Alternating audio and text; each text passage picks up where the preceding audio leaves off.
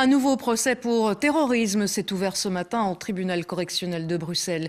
Il devrait durer 8 semaines. Parmi les prévenus figure Khalid Zerkani, suspecté d'avoir recruté des jeunes pour combattre en Syrie.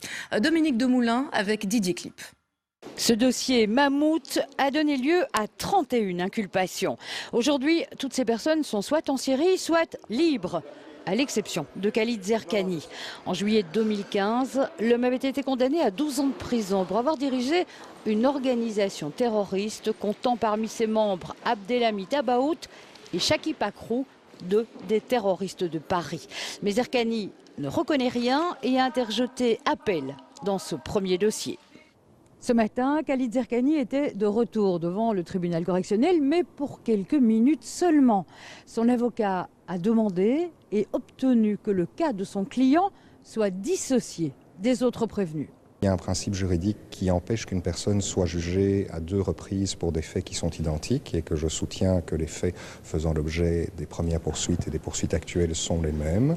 Pour une seconde raison qui est pratique, c'est que le procès en degré d'appel de M. Zerkani, qui a été remis sine die à la fin du mois passé, est fixé désormais à des audiences de février qui auront lieu en même temps que les audiences du tribunal dans le cadre de ce dossier-ci.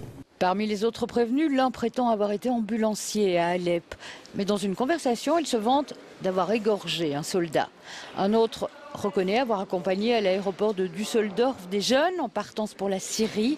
C'était des amis d'enfance, explique-t-il.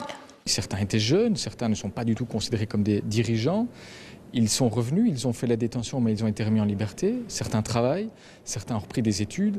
Quelle place est-ce que le tribunal va donner à ces jeunes-là? Il y a un non-sens absolu à voir ces personnes totalement se réinsérer et devenir des citoyens modèles. Et puis, un jour, leur faire un procès qui risque de faire écrouler tout cela. Aujourd'hui, tous font profil bas. Reste à juger de la sincérité de leur dénégation ou de leur repentir.